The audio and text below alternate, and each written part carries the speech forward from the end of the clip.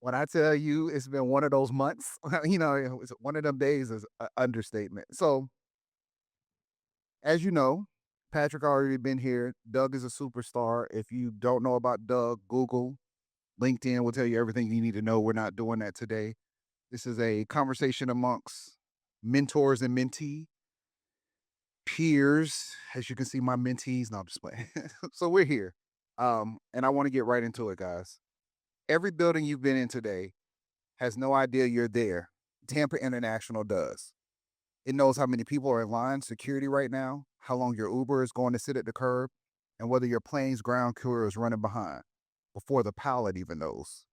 How did that happen? And what does it mean to make that possible? Doug, you've been at TPA 17 years. So you started working when you were 21, huh? 24. Okay, okay. When did the airport stop being a building and start being a system? When we've had a constant need and a battle of and a lot of airports do, the fact that you can't continue to grow capacity and continue to build buildings. So you have to become more efficient, and you can't keep throwing people at it. If we had 1,000,000 passengers, we can't throw 100 people at it every time we do it. And so optimizing your space, optimizing efficiencies, and, being able to make rudimentary decisions that you challenged people with before, let them grow and let them go do other things. So kicked this off about 2 years ago, 2.5 years ago, and, it's been a roller coaster. So you're telling me it had absolutely nothing to do with just putting another flamingo in there? Hey, as hard as that flamingo was to put in there, no. That flamingo is harder to go in than this system is. I can tell you that straight up. If you ever wanna do a flamingo, skip it. Uh, because it's, for all the positive press and everything, like I said, it's amazing to be known for it. But we don't but, the pieces of the puzzle we're bringing today are changing the way airports and a lot of many other businesses have the ability to run. Okay, being able to take these systems, have the information at your dashboard. Imagine sitting at your house. You're an executive at Tampa International. You click on the website. You click on a parking garage. Well, how are we doing today? You just click on every floor, and you know what your volumes are. You know what the value is. You know what your openings are. You know everything you want to know. With the wait time, you can check your wait time. All of those features and functionalities, you're now putting them at the fingertips of the executives. Hmm, impressive. So, Patrick, what everybody wants to know, you walk in to meet your best friend Doug after you guys have went to the gym, played a little ball, hung out. What was the actual pitch? How do you come to him and say, I have this idea? What's the pitch? How far back do you want to go? Well, I think we have to start really kind of from 2015, 16, because I was working with another company and it was Bluetooth, Wi-Fi, optical cameras, infrared cameras. And it was in 2015 when we came across LiDAR and we put three sensors in the south checkpoint of the Denver airport. And when we fused them together with these LiDAR sensors, it's truly borderline magic to us because we dealt with all of the problems from cameras and infrared, et cetera. And so it was the CTO and myself that bet on LiDAR in the future. So Doug, we fortunately had the opportunity to meet with Doug in 2015 under a company called CETA. Did you say unfortunately or fortunately? It was probably unfortunately at the time because Doug's mantra was, unless I can get it 100% right, I don't want it. Bluetooth is sampling, Wi-Fi doesn't work, cameras don't work, and he says, until you've got the right solution, don't come back and talk to me. And the key part of that, though, the key part of that is it okay, say you're 88% right. So 12 people out of every 100 got misinformation. How's that right? Well, it's funny because the next question that obviously y'all didn't know was coming is what did Doug agree to that he didn't fully understand yet? So wait, so I didn't finish my part. It's So he definitely brothers. Y'all have been right. friends for. But so what ended up happening is started this company in December of 2017, and the bet was that LiDAR was gonna be the next thing that was going to supplement or displace any place there was a camera in the world, and so it's a pretty big TAM. And nobody knew what LiDAR was at the time. And so started working with Home Depot, first in the NFL with LiDAR. And then I went back to Doug and asked Doug to do a pilot. It was good timing. So Doug and I mapped out a pilot together. And then once we proved that we could watch people come from the tram through security checkpoint into the bathroom over to Chick-fil-A and then go through the gate onto the plane. So now you've got a single platform that is measuring someone with an object ID that it's not reliant on having a physical thing on you like a phone. It's not sampling, it's physical. And so I can see everything in the scene. So once we did that, I then went out and actually gave Doug it was basically an offer letter to say, hey, I need a lab airport. In order for me to win this industry, I need to be able to build greenfield solutions with LiDAR, one platform across the ecosystem of the airport. And that was the vision. So I put it in front of Doug and I put it in front of DFW. Doug won. So they became my lab airport. We did a 7-year deal with them. Best deal I ever made in my life because they became my marketing arm. They're very respected, number one in the world as far as CSAT every year. America's favorite airport, but go ahead. And Tampa's favorite, but it's truly, truly the best airport in the country by far. And on top of it, the vice president of DFW is now my CSO, so she came over as well. Just to add on to that, so when the offer comes, the idea comes in, he brings the offer in. So with DFW out there looming in the works, imagine gathering the CEO, the CFO, your chief legal counsel, your procurement vice president, 8-10 people for days on end, May of 2023, and scrambling to put this together so that it's a win for everybody. Because this is a big deal. It's the bottom beginning of an opportunity that obviously we believe in heavily, and DFW was there. DFW's, I mean, in all seriousness, love them to death. We're all close in the airport world, but it's still a thorn in their side because it's a big miss. It's a big miss for them. It's a huge win for us, and literally, I tell you, I'm very very blessed to be able to tell this story all over the country and all over the globe. It's an exciting story to tell. So, when did you know this was real? Like, at what moment you were fighting this 12%, you're like, Patrick, leave me alone, get your toys together and figured it out. What point did you break and you were like, okay, he has something? We kicked it off and we threw it out there. A lot of lessons learned, but I mean, I think probably 12, 18 months. I mean, we knew the raw data was there and we were trying to make the magic happen. But it's like anything else. I can give you a Ford Pinto and that's a car. But I mean, when I give you a Porsche, that's a car. Oh, man, after my heart. Are we talking like a Okay. Porsche Oh, 911 well, Forest but I mean, Fargo? that's the dramatic difference. Yes, it is. You have the raw data, or do you have a first class, state of the art presentation of the information that presents it to you, on a tray that you can make decisions off of? How many people are building something right now that you're trying to sell? Company, product, or service? Raise your hands a little bit higher. Let's take some pride in that. How long have you been doing? Who's been doing it under 6 months? Who's been doing it under 12 months? Who's been doing it over 2 years? You see what it takes when you have state of the art? This is what it's going to take. 9 years, 7 deaths, I think. I should have Divorced. divorced. My dog died, and Is that counted as a I was death now? no, and I was going through litigation. It was a bad country song. Literally the worst country song. We're literally May 3rd, next for 20 days from now, it'll be the third year anniversary on it. And I mean, it's like any company. Hey, we're talking about the technology, not the death of the divorce, right? Right. Okay, I just want to clear that up. Um, Just for purposes. and we're rolling 15 solutions right now. Awesome. Yeah, so here's what's happening now. So, and I explained this a little bit this morning. So, back in the day, you had these guys counted people in the bathrooms. These guys did stuff at concessions. These guys did the security checkpoint. These guys did curbside, on and on and on. You had 30 different spot solutions across the airport.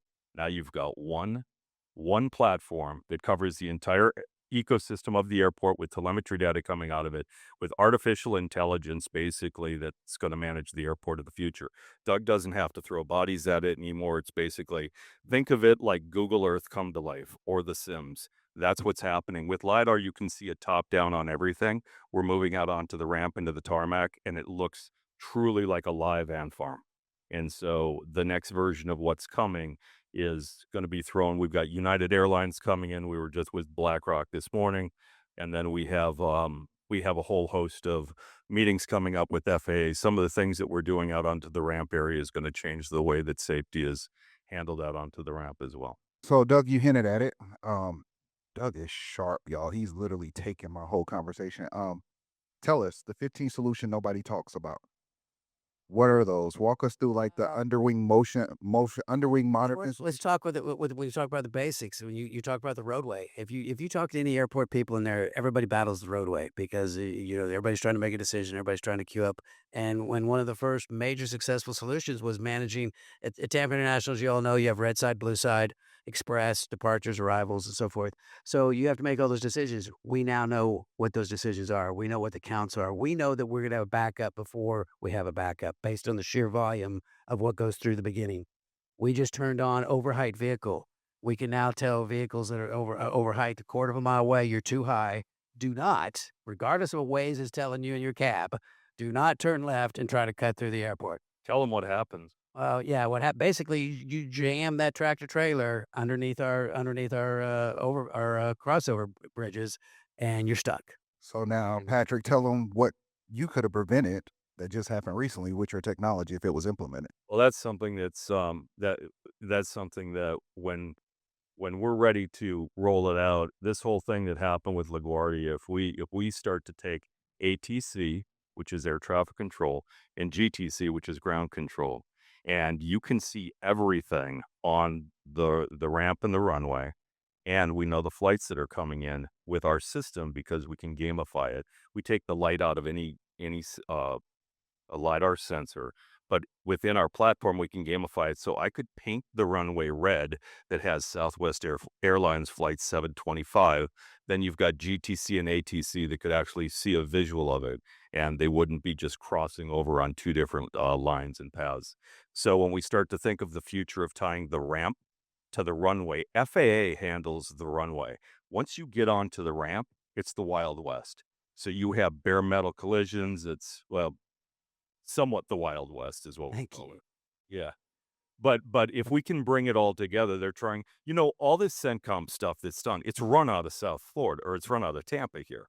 But what's happening with ATC is the way that we're setting this up, we could literally have one air traffic control center for all of the airports in the state of Florida in one location with this. So are you committed that when you make that happen, that company will still be here in Tampa?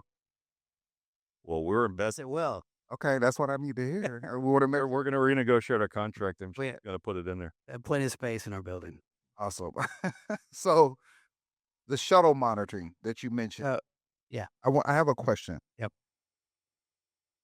Maybe even for economic impact within the airport or just the structure. With that precise timing, how does that change the decision a human used to make? Are they If you- coming if you- earlier? Or like, how does that work? Yeah, so you have a shuttle lobby, probably half the size of this room here. You go through, you scan your boarding pass, you go in that little area, and you wait on the shuttle to arrive. Well, what happens is once you get X number of people in there, and everybody's trying to shove onto the shuttle, and your doors are banging on somebody, and you're standing there waiting on somebody to get in. Their backpack bangs on it. Well, the third time that it bangs on it, shuttle shuts down. Shuttle shuts down. Somebody has to come reset it, and so forth. So we typically had a human sitting there saying, "Everybody move forward. No, okay, you guys wait. You guys wait, and we'll let those people go." So now you take LiDAR, and LiDAR manages that area, and LiDAR says, "Okay, we've got 75," and whatever the number is, we determine the number. The number is 75 right now. When 75 comes up, that LiDAR tells the boarding gates, the E-gates in front to close. We close. We say, "Hey, we've reached capacity. We'll be open in just a moment as soon as the ramp clears." People get on, people go. LiDAR says go. The E-gates open, and they're ready to go. But we take it all the way down to if you and your spouse are on the same ticket, you can be the 76th. That's the level of customer experience you have to have. Because let me assure you, if I walk through and my wife's stuck out there, well, I can still see her. She's not going to be a happy camper. And so but those are little things, but that's all part of that passenger experience that you just took out. So now I don't need that person standing there anymore.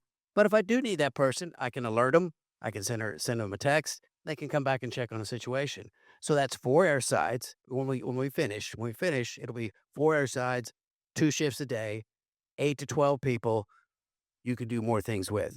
We never have ever presented any of these solutions as from a job elimination. It's a job optimization to be able to them to do and grow and be able to, as I said, we have to quit throwing people at growth.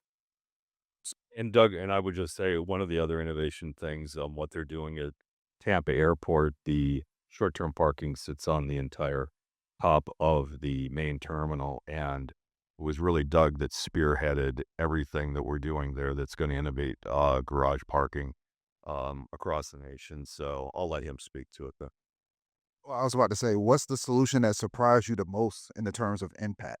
If you look at the impact of this overall project, what's that one thing when just nobody could have predicted it? Nobody could have seen it coming. Can I give you two? Okay. One is, you guys have all driven in areas where you have the little rumble strips that you're driving over in the road. That's people collecting data, the volumes, and so forth. We just do the same thing. We said, okay, we want to close this roadway, put a run for a period of time, put a rumble strip out there, count the volume. Can we do it? What's the impact? Well, we took that process that would probably cost $30,000 to $50,000 for them to put the rumble strips out there in 6 weeks of time to collect the data. They went to their dashboard. And 2 minutes later, they had 12 months of history, not 6 weeks of history, 2 months, I mean, 2 year or year of worth of history that they could gather statistics on that to make that business decision because we had the LiDAR solution there, gathering that data, telling them exactly what's going to happen during any hour of the day, historically during December, spring break, any of those type of things to do that. The other big one that just went out of nowhere is we all know the fire problem we have with various cars and garages and things like that. We have the Jacksonville incident. We have the Hilton just right across the veterans from us. That causes a problem. And the goofy part about it is if for whatever reason both of those have been on the outer edge, put that in the middle of your garage where it's not quite so easy for the fire company to spray water in. We picked that up. They came to us and they said, "Hey, we got a problem. We need to determine this." I call this guy who's still in California, can LiDAR see smoke and fire. This one goes out and sets a car on fire in his parking lot. No, actually, I had this guy Oh, right that there. guy right there, yeah, Jordan did it. Police come, drama, everything else, but we got our film. We got our film. We go to the CEO. We go to the C-suite, and I do have to tell you, I have to give a shout out to our C-suite of executives because this all doesn't happen without their support. Their support of allowing us to think outside the box, drive innovation, believe in us, believe in our teams to make this stuff happen. So if you ever meet one of our executives from Michael Stevens down, pat them on the back because we are great because of who they are and what they allow us to do. So anyway, you take smoke and fire and you say, okay, we go, we go out, we put the sensors up in the first part floor of the garage. We go out there and we set it. We put a burn pit in the middle of the garage. Bring the fire chief in. Bring the police chief in.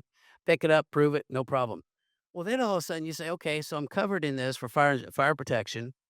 I can see parking spots. I can see volume. I can see value. I can tell you how long your car has been there. I know where you're parked. Tell me your tag number, and I can tell you exactly what spot you're in. All of these features and capabilities come to life, totaling about 16 or 17, that we now have a full parking solution that we're putting together that could go in not just our garage, any garage. I mean, how many downtown Tampa garages do you have that you could sit at your desk and say, "Oh, I know okay, that's a value. Jackson Street, okay, that's a value. The one down here on the left, oh, okay, I know the value of that." Every moment, every day, you can very quickly go in there and say, "Give me a drop down of any car that's been here over 30 days." Well, more than likely, if the car's been there over 30 days, you might as well go tow it because you're not going to get anything out of it. It's going to be there in 60 days. All that capability that was never there before, and you now have it at the tip of your fingers to make those business decisions. Hold up, Doug. So you're telling me I don't have to take pictures of where I'm parking anymore? Is there gonna be a kiosk that'll tell me where my car is at? There's going to be. Oh, okay. I want my Well, name. take that picture to make yourself feel better. I think you should take that picture. Nah, because I'm worried that I'm Oh. gonna lose the picture. Then I'm like, there goes the car. I'm just everything's wrong. I wish I could tell you the number of times that I've driven up there and gone in just to check on something because we're about a quarter of a mile away, and go back to get on the elevator like, where the heck did I park? I'm guilty as charged. Now the second part of that is, you said, what's his name again? That's Jordan George? and David Golden sitting next. Georgie? What is it? Yeah, No, I want to pronounce it right too. Jordan. So it's a conspiracy against the guys with beards. They make you do all the crazy stuff. Okay, that's. You said I need a fire. You know what? But I think that speaks to the sentiment of an entrepreneur. You literally sometimes have to light the question. fire. You have to go outside of the box and say, "Oh, You have a problem. Here's the solution. I'm literally going Do to it on start a a fire. Saturday when there's nobody around. And I said, do it in the middle of the parking. I mean, I think about it because this was after wasn't this after the fires in Los Angeles? Yeah. It's not a good time to start a fire. Probably wasn't the best decision, but it worked, right? I mean, it closed the deal. It pushed the deal to another level.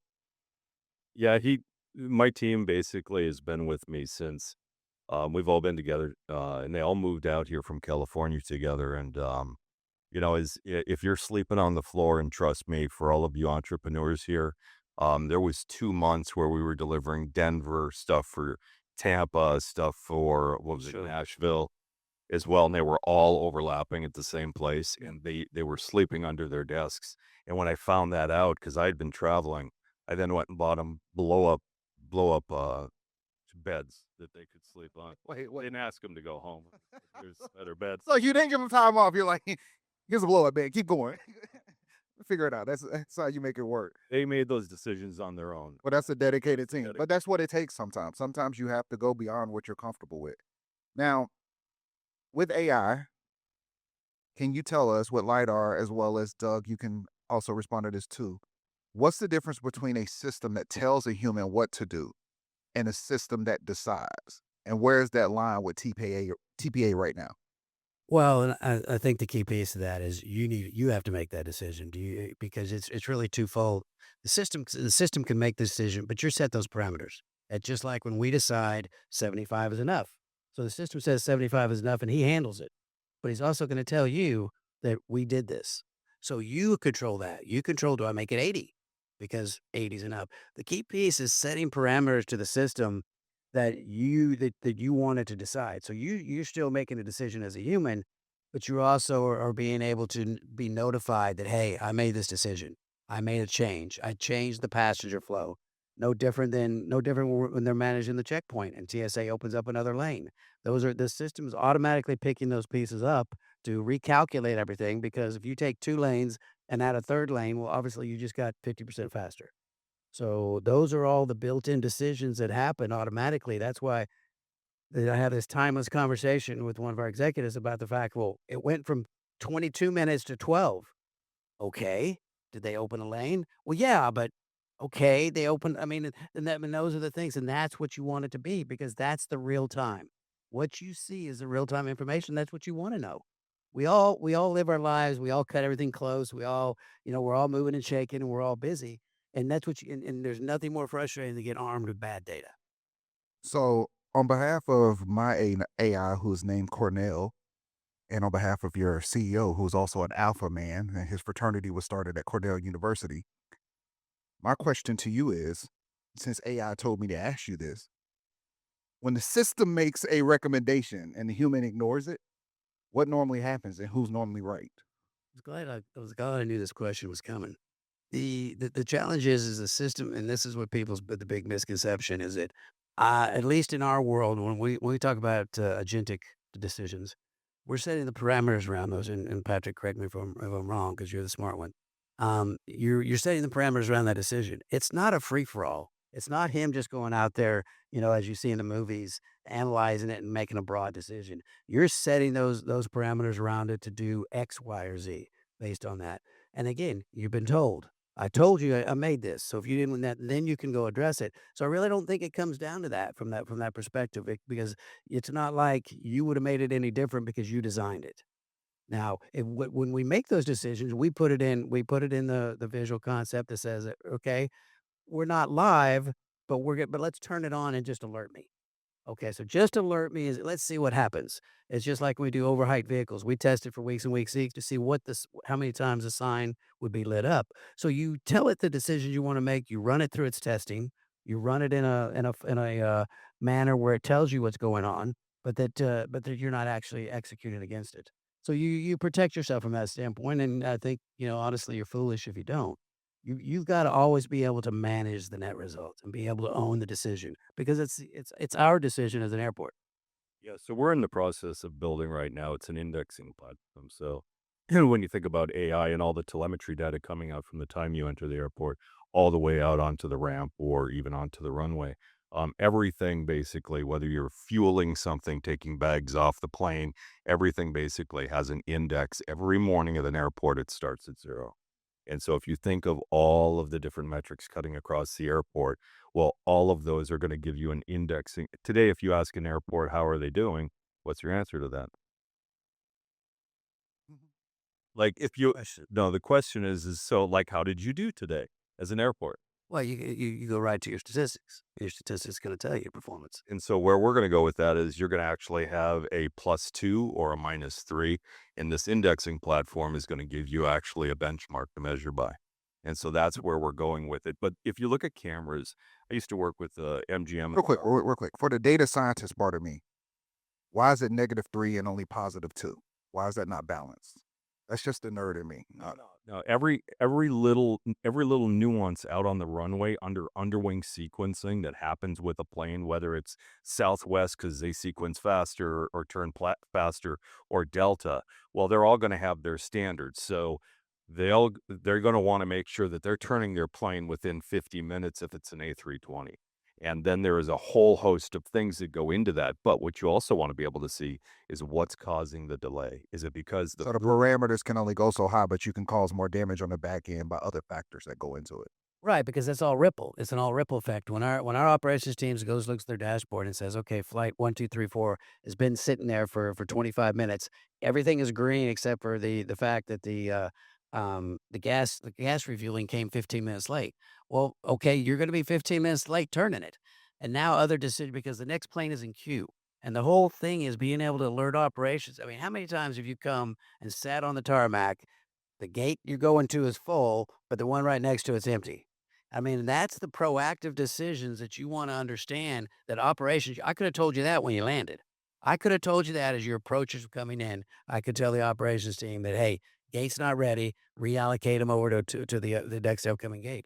That's the proactive decisions. The big challenge for the operations team with that same mindset is the fact of diversions.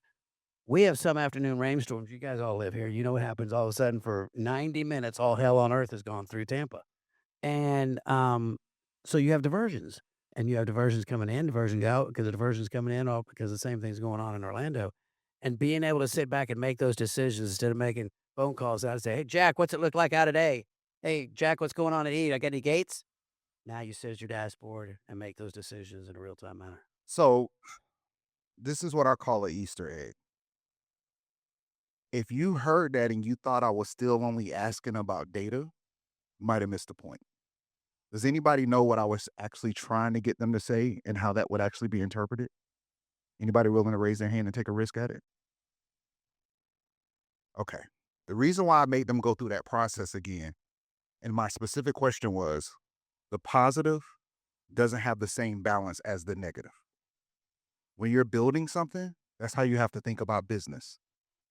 You can go so high and be absolutely successful, but you can always cause more damage if you don't do things the right way. The opportunity to be worse versus better, so you can get a 90 and that's good, but you can turn around and have a negative 120 and that's worse than that 90 could ever be. Just want you to think about the balance of what we're talking about in life, because sometimes we don't equate the long-term aspects of our failures and our shortcomings because they have a longer effect. Again, that's at 10 people I said, for 10 or 12 people that got the wrong information. That's not acceptable, and that's not what people expect from us. Yeah, and the good thing is we've got probably one of the most difficult, strategic partners that they pay attention to the minutia.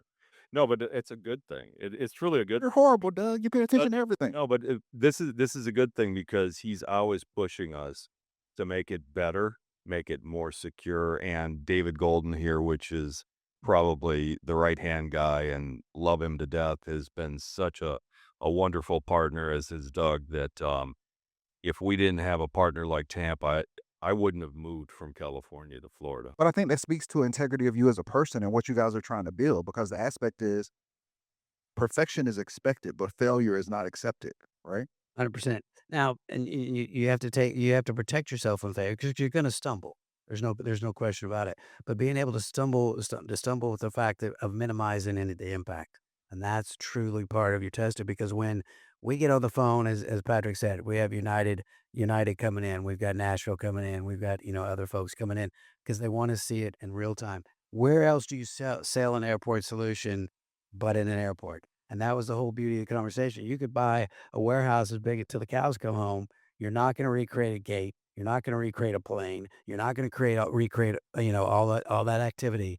But I gave you a sandbox to come play in. His badge gets him where he needs to be to take a look at things, to make decisions, to make suggestions, to make those changes.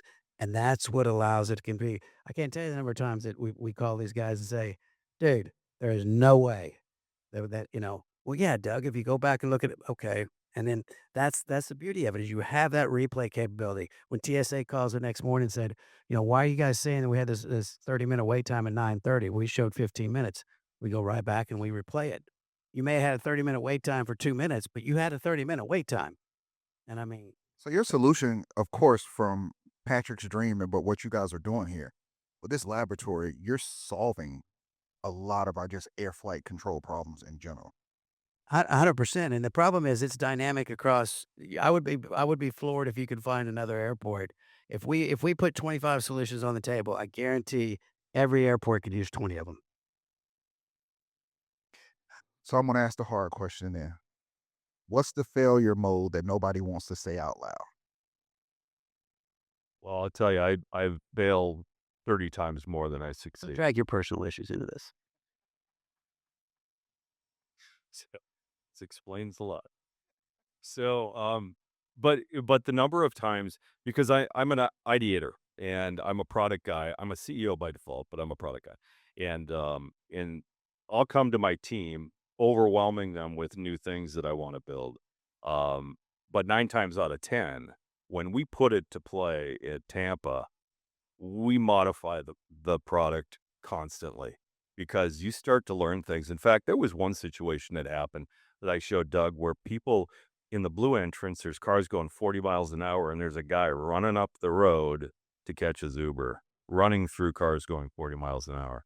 And so this led down to a new feature that we're going to be implementing: cars that are stopped, people that get out of the car, are people in the roadway, debris in the roadway, all of those types of things. You see behavior that you just kind of scratch your head and say, I can't believe that that's going on, but you see a lot of stuff. Yeah. But to answer your question, the biggest unknown failure that hit us, and it won't mean a lot because it won't have a lot of face value, was the network. Our network guys just hated our guts for 6 months because the original sensors that came, and this is something that's gone on at a rapid rate since we've now 3 years in. The sensor technology has changed so dramatically from what Patrick calls spinners to solid state design, and the volume of being able to compress the data and push it through the small sampling point so you're not getting that massive. I mean, our initial runs were incredible of volume we were trying to traverse the network with. So to your point, that was probably the single benefit because it wouldn't have worked. We would have failed if we continued to go Yeah, down the when road. we started with the original pilot, if you think of the LiDAR industry, when you're at the tip of the spear, a lot of these companies that were just doing automated vehicles, right? So it's basically autonomous driving vehicles. And so we were the first to really take it and move it beyond like 12 units tied together. All of a sudden they said, well, we haven't done any more than that when we called the manufacturer. Those were 300,000 points per second, which measures a person at 10 positions per object per second. Now we're at 2 million points. I only understand that because I'm a photographer, so I'm thinking frames per second. Okay, I get it. Yeah, so now we're at 2 million points per second. So when you think of the visual clarity and the distance, and then you have to take all of that light dust that's bouncing off the objects, you have to then classify it and then watch it walk through the airport. All of that stuff, we had to rebuild our platform 3 times. What was that frame? What was a capture per second again? It's ten positions per object per second.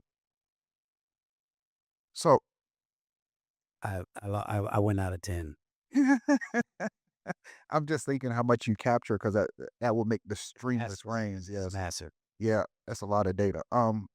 So And then you'll have LiDAR companies go out of business, so we had to become agnostic. So the LiDAR hardware is just going to be commoditized like a camera. So by taking the light out of any sensor, that bulletproofs us. So now if you have 3,000 sensors in an airport, and this one goes out of business, well, then we'll supplement it with this one. I want to skip to my other question so bad, but I gotta hold off on it. I gotta wait. So at this point, I'm sorry, Doug. He has to expand this platform beyond airports. You heard it exclusive here at Tampa Bay Tech Week. You guys give him a bigger office. He becomes the guy that's controlling all the airports. He his contract with the FAA, and that's cool, right? Oh, yeah. Gets money for You it. have no idea how cool that is.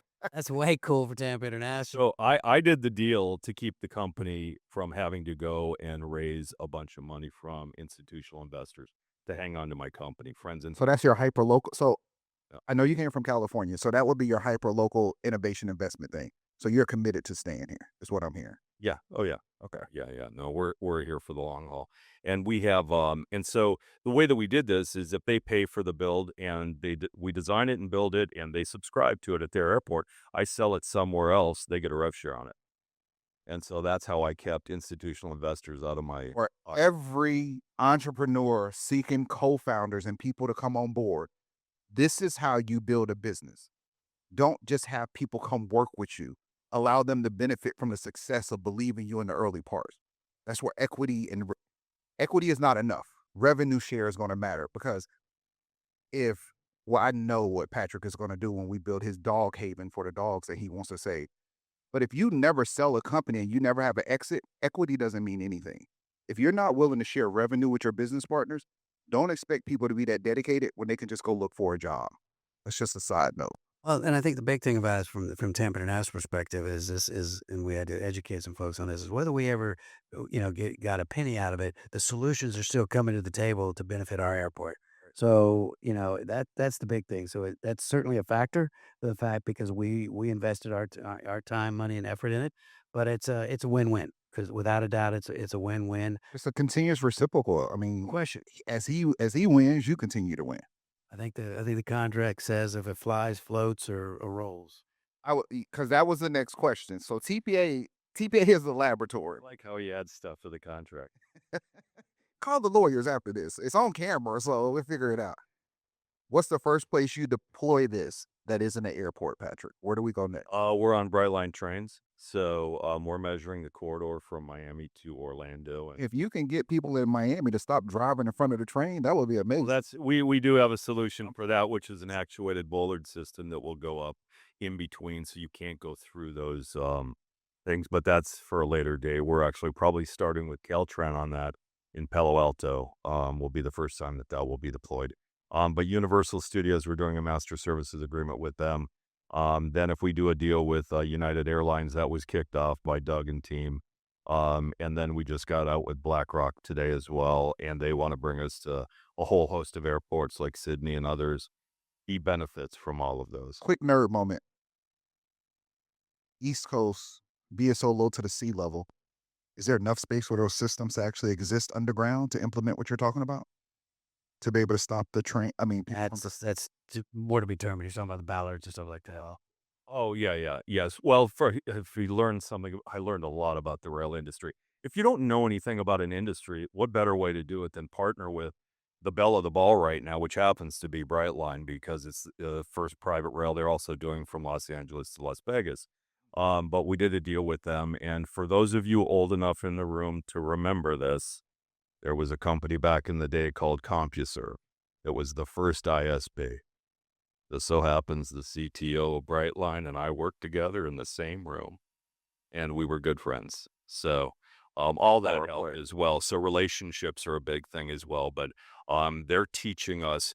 And then this is where Doug comes in again. They're teaching us the rail industry and how to actually build something that rail companies want. From there, then if we develop with them, sell it to another railroad, they get a rev share. Where Doug comes in is Doug's been on the road, nonstop. He was in London a week and a half ago. He's going to be speaking in Rome. He is truly because airports aren't asking for cameras anymore. They're asking for LiDAR. So we shifted the market, and it was because of Doug. It was because of Tampa that we were able to shift the market. It took 7.5 years to shift it, but that started really in 2020. Hold on, Doug. I got a big question for you. It's gonna tie in. I promise you, I think it's gonna tie in. Michael gets married. He goes on vacation. Yes, he did. The rest of the world is watching. The airports are paying attention. They call you. What are the airports saying to you now? What are other airports saying to TPA? So we've heard typically they say, "Hey, we saw you here, we saw you there, and we're excited about what you've been doing. Can we talk more about it? Can we come down and see you?"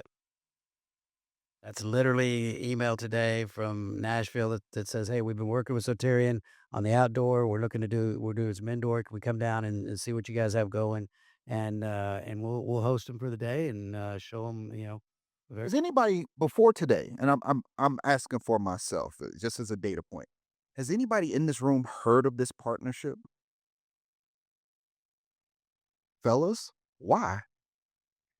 it I guess it's a I don't want to say the A press release. It's been we've done several press releases, and we're not bashful about it. But I mean, nor does I mean, and I think it's the Tampa International thing. We're proud of what we do, but we don't go wave the banner. Our customers are who wave the banner for us. They're focusing. Okay, Got it. and customers, whether it be the airlines, whether it be every one of you in the room. When I go to another airport or I go someplace else, or I run on you on the street out front, the number of times that I get that people that tell me that we have the most amazing airport in the world and that the most comfortable airport in the world to function in, that's we're good, and that's our job. I will say this, I haven't gone to one trade show. I Not his jam. No, there's a reason for that. So, I did a deal with these guys, and then we got into Denver, then Nashville, and we had JFK New Terminal 1. We won San Francisco, and we didn't change our website. Nobody thought we were in business. They said, and I had some good advisors that said, just shut up and execute. Wait until people are in your rearview mirror, because then you're going to be dealing with the patent trolls. You're going to deal with litigation. And so they said, just execute. And once last spring came out, we changed our website, I believe, for the first time. I still don't go to trade shows. That's just for people to actually steal what we're doing, but it's very hard for them to catch up. Right now, for someone to actually build what we have built, be $200 million in 5 years. You have to learn how to scale this. You have to learn how to compress it.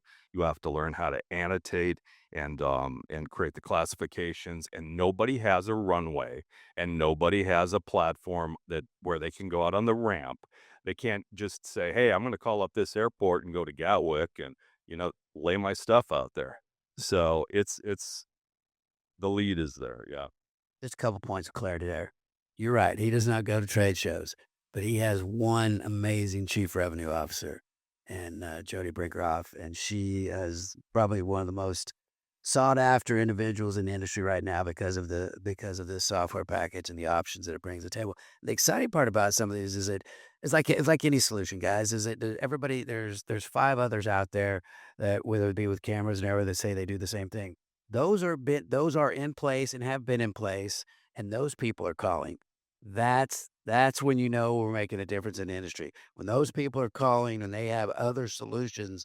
And I will tell you, in the airport world, when you invest in something, you're stuck like Chuck for 5 to 10 years, because that's just the way we are. You buy something in our world and you come back to it in 5 to 10 years because you don't need to change it before then. But the other piece of it is, when you talk about cameras, you talk about those things. The difference with the LiDAR is with the camera, you have to fight the sun, you have to fight the rain, you have to fight the reflections, you have to fight the snow, you have to fight those various things that LiDAR does not have to fight. So, is there a sub-level role for cameras in conjunction with this? Absolutely, and we know that role, and we're bringing that role in. But I mean, that's the whole difference, and I think that's why we hope and excited with the fact of talking to these other people, because it's not about right or wrong. It's about continue to build the best. And everybody we talk to, and whether it be United or whoever else, and they have something else they need to know, that makes what they bring to the table may make our product even better. And that's the key piece. Can I just put one other thing in here? So when we first got started as a company, you're just trying to drive revenue. So anybody that will talk to you. But once we get to a place where you strategically want to change and shift your business, he who gets wired into the airport space first wins, because once you're wired in, you're in for many, many years, as to Doug's point. When you look at COVID, when you look at recession proof, when you look at 24/7, airports are 24/7. I mean, literally COVID proof, they didn't shut down. So when we looked at being able to land and expand, we knew that each airport to us was worth so much money from the time you enter all the way to the time to you take off, and you're going to replace all of these other products, and then you have AI on top of it. The next big thing that's coming is critical infra plus AI. And so we own the data. So the phase two of this is to create the marketplace. If we're the only ones with the data in our hip pocket, then we're going to create a marketplace at some point in time. We can't move the data from Tampa, but we can use federated AI to reach in, stir it up, and then actually create metrics. So you basically, what I'm seeing is you have a Phil Jackson triangle. You got the Michael Jordan, you got the Scottie Pippen. You have the play because you have everything boxed off. So that's just like the perfect partnership, what it looks like. Yeah, these guys being on stage, and to his point about Jody Brinkerhoff, she used to be the vice president of innovation at DFW. She used to run MasterCard Innovation Lab in New York City. She is a rock star, and she's the one who lost to Doug when we were doing the True statement. True statement. yeah, and Well, so that's what happened when they got Rodman. Rodman was with the Pistons and he was causing all those problems for Jordan. They went and got Rodman and then they won some more. but you know the Old school basketball, in case y'all are missing all this. But I'm sorry. what's fascinating about it, so there's this new epic theme park, and we're in this Harry Potter ride we're in 19 cars of the Harry Potter ride, and we're the first line of defense if someone slips out of the ride seat, and then we shut the ride down. And I wanted nothing to do with entertainment. We're an airport company, and they kept coming back, and they pay late, and hard nightmare, hard nightmare. And I said, look, the TAM in the airport space, there's 4,000 airports around the world. We can't get enough. We'll never end, right? So then they kept coming back, and I looked at the TAM, and it's like 7, 8 parks. And so I said, not big enough. Which, at some point in time in my career, I would have said, hell yes, I'll take it. But I said, look, the only way we can do this is basically do a separate deal where we'll build a team, but you guys are going to have to pay for it. That's another message for everybody. You calculated the market and you looked at your growth. 7 and 8 versus thousands. It's easy to make a decision which route you're going to go. Yeah, we had so many things going on with him and with Nashville and with Denver. And, we're finishing up with JFK New Terminal 1. We just didn't have the time and the talent. Doug, I'm going to let you respond and then I have a final question before we take a couple of Q&As. Go ahead. But yeah, and I think it's a balancing act too. Besides, that volume is a balancing act of ensuring, what's important, what's first, what's second, and and not because the two guys are sitting on the front row, but I mean, you have to, without a The question. bearded bros. Yes, go ahead. Jordan, Patrick's right. Jordan and David are the number ones to go with this. Our passion is intense. I can't tell you the Saturday mornings we fence back and forth and get frustrated with each other, but the people drive it. And David will tell you, I dream it. They build it, process it, implement it, make it happen.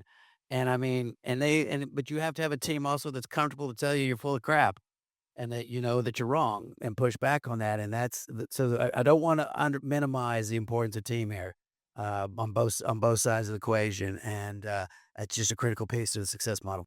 I'll just say one thing. We had one litigation with one bad actor that created cancer inside of our company and cost $2 million in legal fees. And I'll tell you this, we scrutinize everybody and they have to go through rounds of interviews and meet with everybody in the company because we have built a family that came from California and we've all sacrificed together.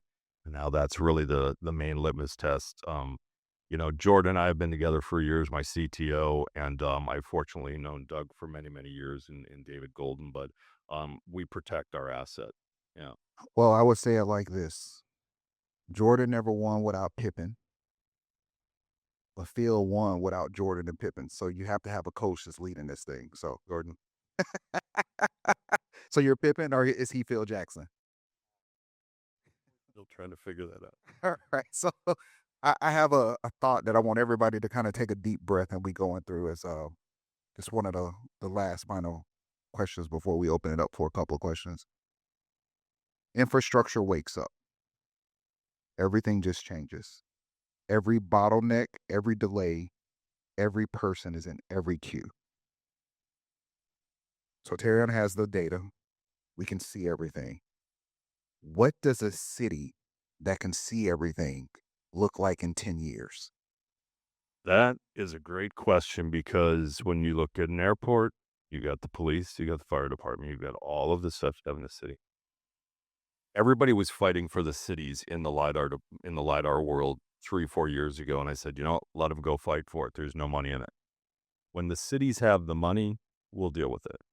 But I can tell you this right now, there's a whole host of things that we could do from a safety and security standpoint for cities that could help the police and could give the police an eye in the sky in bad neighborhoods. In fact, at one point, Chicago was talking to Dell. Dell's our partner, and we were going to put in LiDAR at each street corner, about an 8 block overview, and you would have had 1,000 feet above it, and you could see everybody moving and where the crowds are and where the prostitutes are, and if there was a shot that rang out because they had spent all this money on a shot detector.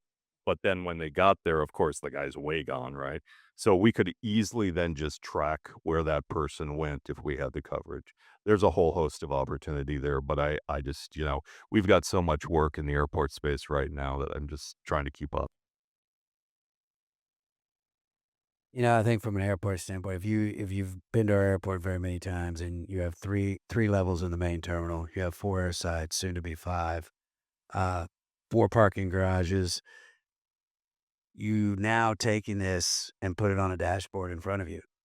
And so you're a person, but you're a metric in a scale of solution, and that's kind of the way you've changed. People are happier.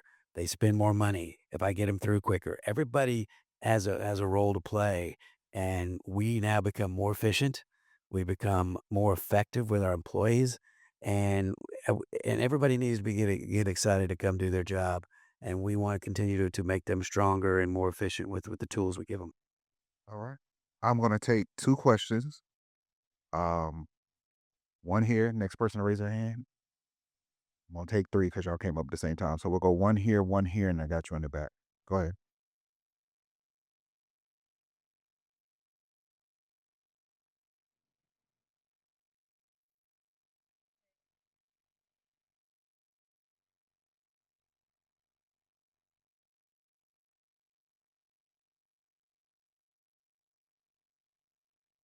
Yeah, yeah. Actually, I had a relationship. We had a contract with Dell and Dell Federal, and they had a relationship with Brightline Train, and they introduced me.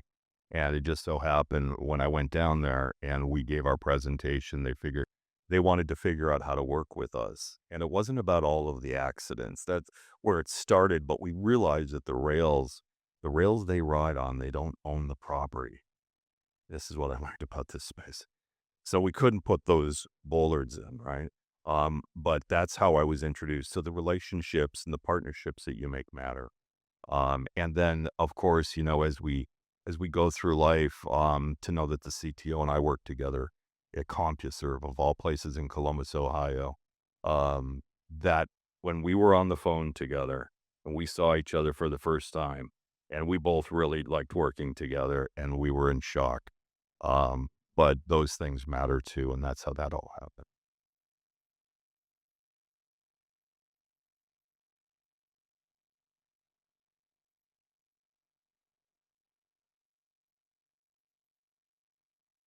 Well, no, that's a great question. I'll tell you exactly what happened. So Elon Musk had a point when he called LiDAR a fool's errand or whatever it was in 2015, but it depends on the application.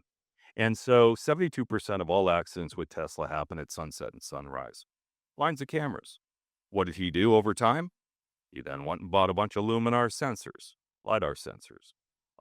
So that said, LiDAR can help keep those cars safer in direct sunlight. This is the same thing. I was talking with the guy at Delta that basically runs all the tarmacs, and he says, twice a day, my data scrap.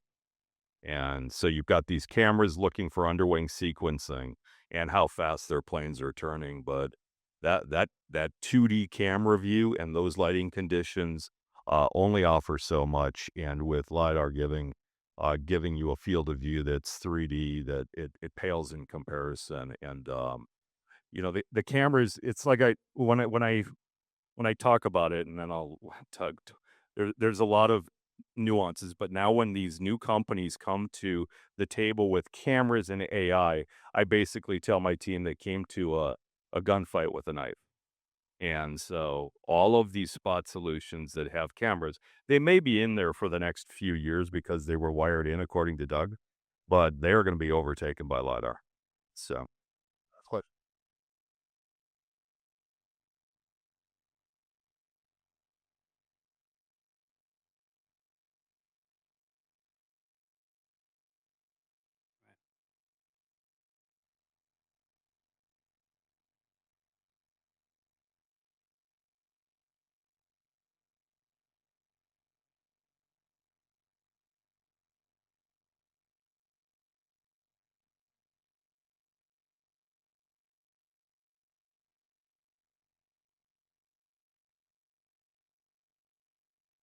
I love that question.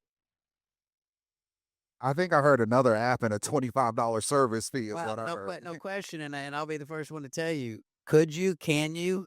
Sure. Okay, and I literally made this pitch to her, and in their defense, it is a dramatic change. But I feel like our parking garage is just like a hotel. I'll sell you seat 20, spot 25, and you're arriving on Thursday. Yep, I don't have anybody in there on Thursday. I have somebody there on Wednesday. And then we get in a situation where if Wednesday comes back late, then I send you a text and said, "Hey, 25 is not available today. You're going to be in 27." So you automate and streamline that process. And the key piece is, but you can't do any of that without the core product. And that's the exciting part about this job is what you just spilled off is exactly what you want to to get excited about. And people will pay that $25 charge, as you said. They'll gladly do that. That's the first thing I saw because I'm thinking bag fee, and if I'm saving you that, would you pay $25 for it? Is the question though. Well, that's you're So now that I know you're late, and I'm tracking your car always being late, I'm surcharging you now. It's $50, right? I mean, you're marking it up. It's a convenience fee. and again, your core solution is there, and you have 15 or 20 sub solutions. That just becomes 21. Patrick is running his brain. Hey, I just brought up a great idea. Okay, so We can't do it. We can't do it. Just brought up a I great tie okay. no, but all that I tie that you've got 15 minutes to your flight. You just parked. Now there's another lane at TSA that's a premium lane that's not clear, not TSA pre, but if you pay X amount, now you can just scoot through that. I just want y'all to know we taking 3% of anything that was developed here on stage. Telling Patrick that's called biometric touchless. So it's just Also known in the world of Uber, microcharging and upcharging. Look, the building woke up in Tampa. The question for everything in this room is, what do we do now that we have this information? I would like to give a warm welcome for and a round of applause for these guys, and thank you very much for their time.